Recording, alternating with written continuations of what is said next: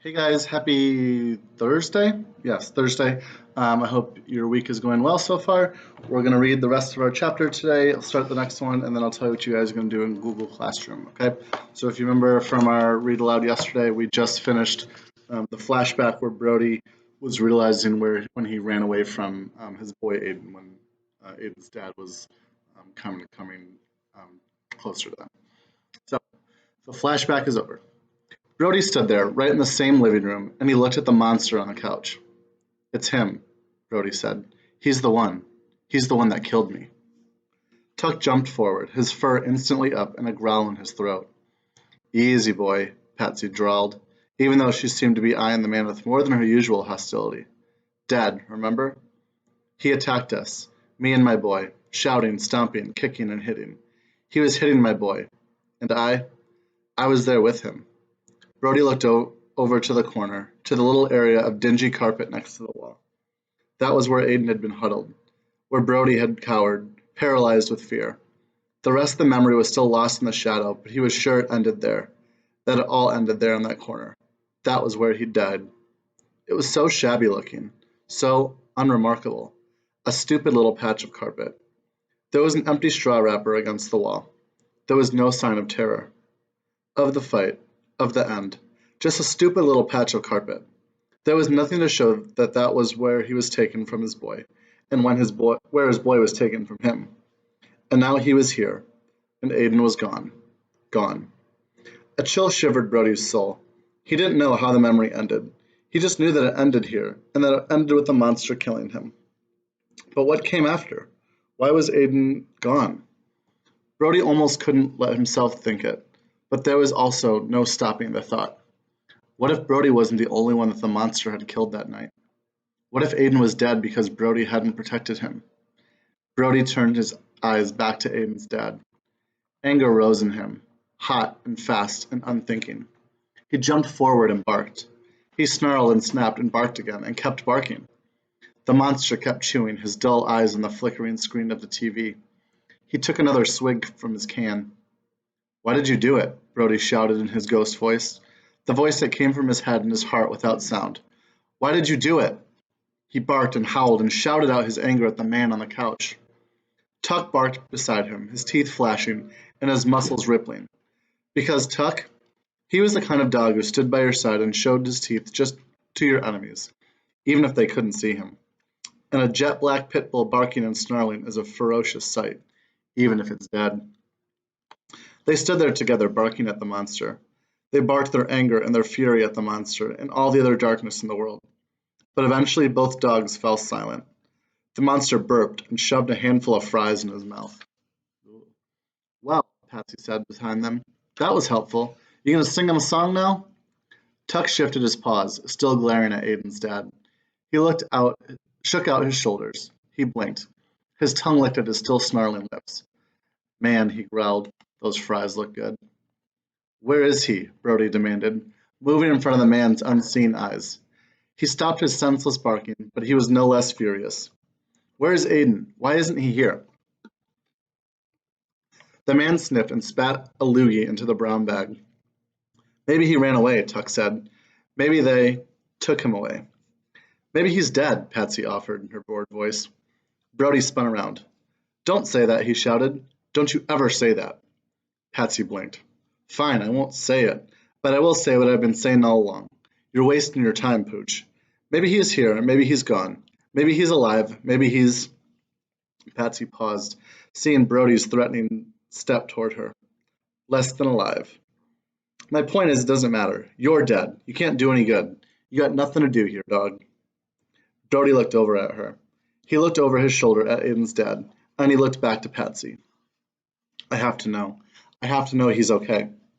"Yeah, you've mentioned that. Super exciting. Any leads on that?" And it was in that moment, at that very moment, that the man's phone rang. The timing was, well, you could almost call it miraculous. Brody knew the ringtone. It was an obnoxious, whining guitar riff. Aiden's dad swallowed his bite and washed it down with a gulp of beer while he fished the phone out of his pocket. "Hello?" Brody sighed and looked down at the stained carpet. He couldn't see his next step, but his head shot up at the monster's next words. "Yep, he's still gone." He said it low and seething. Angry. Brody didn't care that he was angry, but he cared a whole lot about the who he was that Aiden's dad was talking about. Now they won't tell me where he is. Protective custody, they say. Bunch of crap. Those words meant nothing to Brody, but he took a step closer to the man, his eyes fixed on the man's mouth, begging him to say something that would lead him to where he wanted to go. Nope, not even a phone call. Total bull. I mean, he's my boy. Brody's heart leapt. His tail almost wagged. His boy was alive and out there somewhere, away from the monster. Safe, maybe. Yeah, next week. Nah, I'll play nice for the judge. Brody waited breathlessly, sifting through the monster's words, looking for any clue. Yep, no kidding. All this trouble over that stupid dog. Brody's ears perked up. He must be the dog the man was talking about.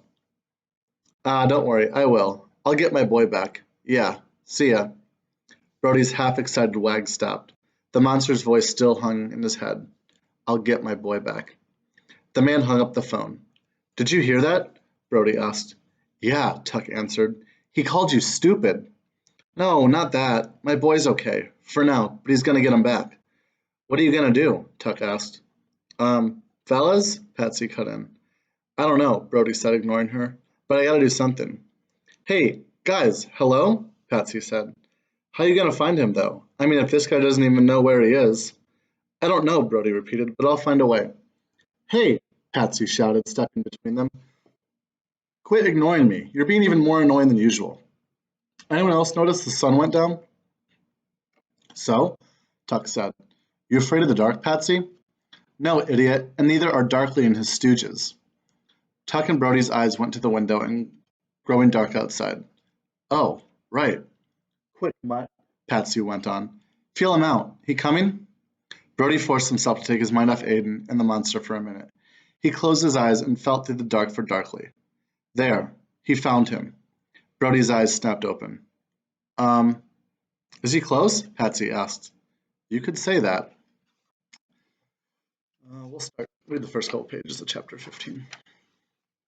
And then, right then, they heard the voices, right outside the back door. You sure this is the place, boss? Yeah, it's kind of a dump, Darkly. I'm sure, boys. He's around there here somewhere. Check the garage. Check the garage, Thump. We gotta go, Patsy hissed, heading for the front door. No, Brody protested. I gotta stay here and wait for Aiden. How dumb are you? You're gonna stay here and let Darkly rip your soul out? You're gonna lose your soul in the same sorry place you lost your life. What good is that gonna do? But, come on, buddy, Tuck said, his voice gentler than Patsy's. We have to. We can come back tomorrow. Staying and getting torn up by Darkly isn't gonna help your boy at all. Let's go. The last thing Brody saw when he looked back over his shoulder as he ran out the room was Darkly's yellow face and black eyes coming into him. There they are! I've got him, he howled. Brody jumped down the concrete stairs of the porch right on Tuck's tail. Patsy was already on the sidewalk, sprinting down the street. Tuck and Brody caught up to her under the light of the street lamp. The sky was dark, but not black. There was still a glowing light of blue and purple on the horizon. Snow was falling. Behind them, Darkly and his three goons charged out of the house and onto the sidewalk, legs churning in hot pursuit. We'll car hop, Patsy said, still running.